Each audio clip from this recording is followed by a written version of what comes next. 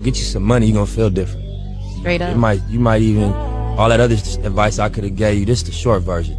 You know, get you a couple dollars, man. You're gonna feel different. Next with Net Hustle. Big shout out to SPR, Spotter Low. You know, I'm in the black box, had to come through, tap in, show love one time. Yeah, y'all make sure y'all subscribe. Stay tuned, all that. Nobody's safe. Don't tell me Jermaine Dupree was doing some bush to Kris Kross, man. I see everybody on YouTube talking about Jermaine Dupree, Kris Kross, and you know, the Michael Jackson style allegations is what it appears.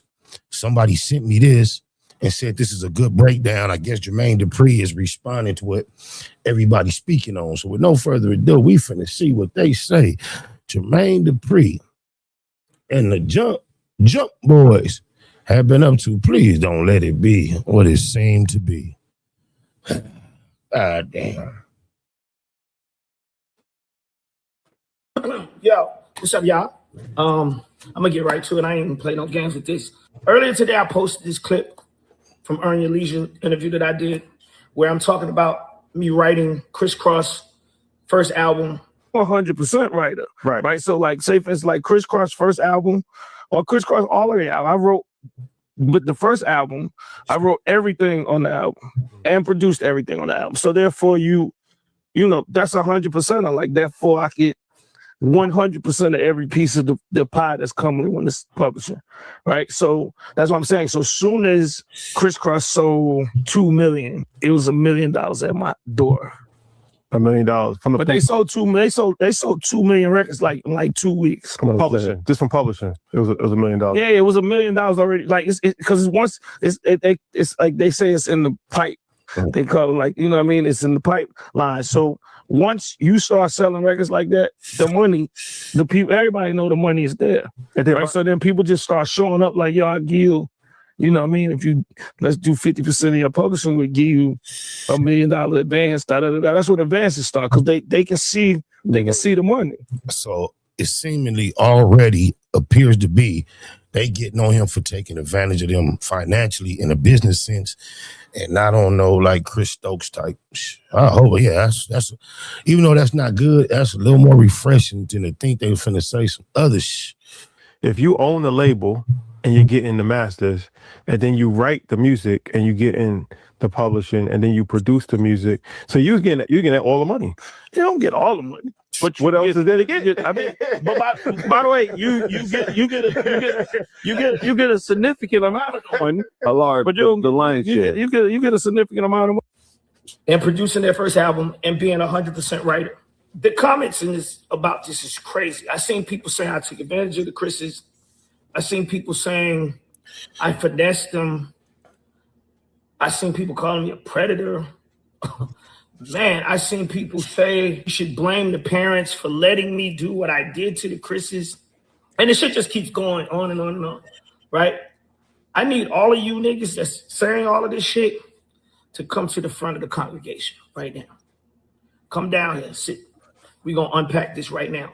So just so y'all clear, I want y'all to hear me really, really good.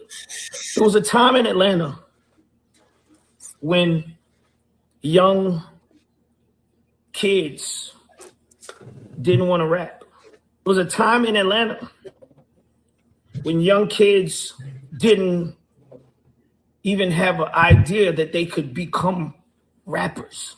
There was a time in Atlanta when a young producer went to a mall and met two kids that weren't even a group. They was just two kids.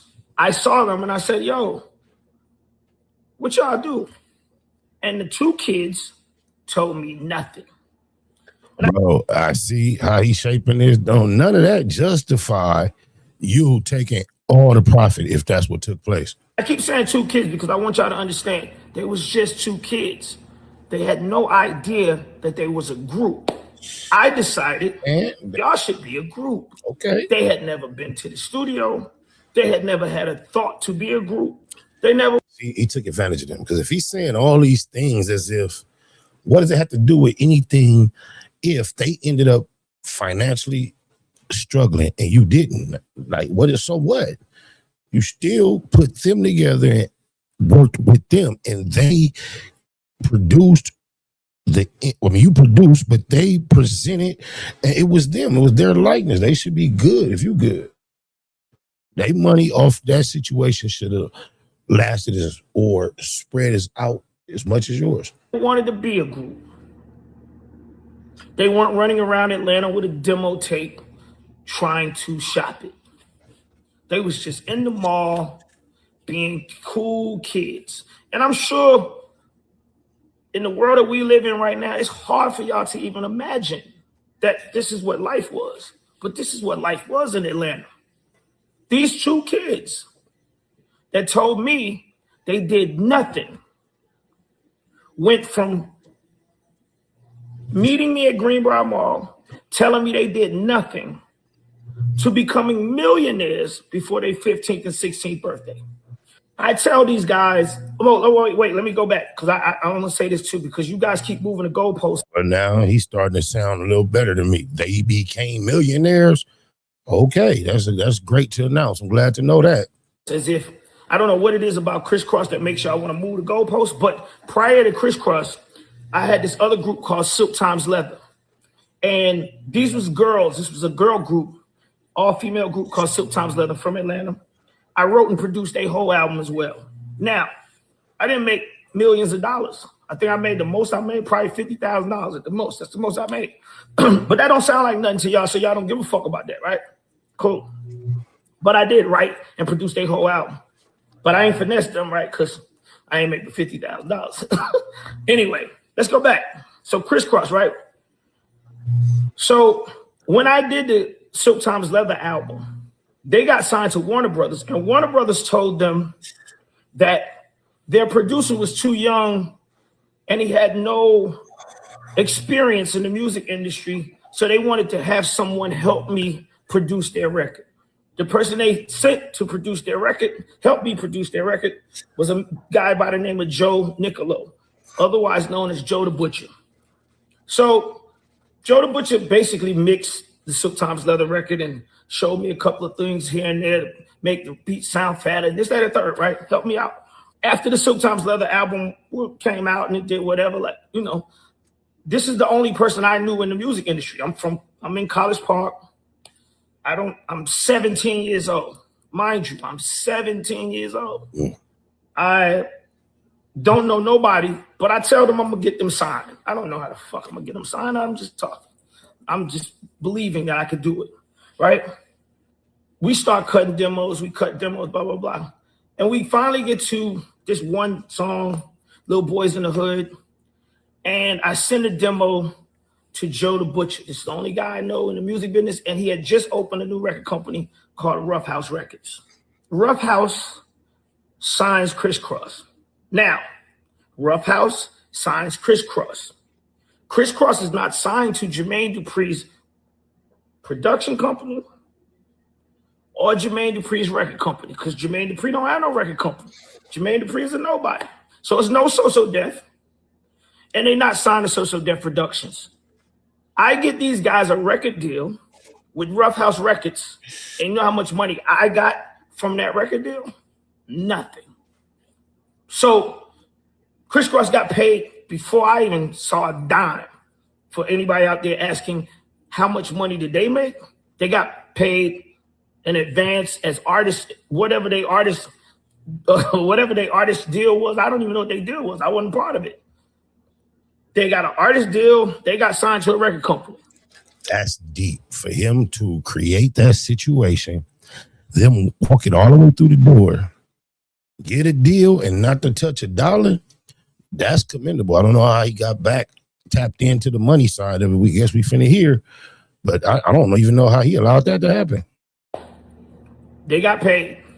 This was prior to me making any money off these guys. We go in the studio, we start writing, we do what we do. I make Jump, send Jump to Rough House, boom, everybody go crazy, put the song out. The song goes, I think, gold in a week. It was platinum the second week. It was double platinum in the third week or some shit like that.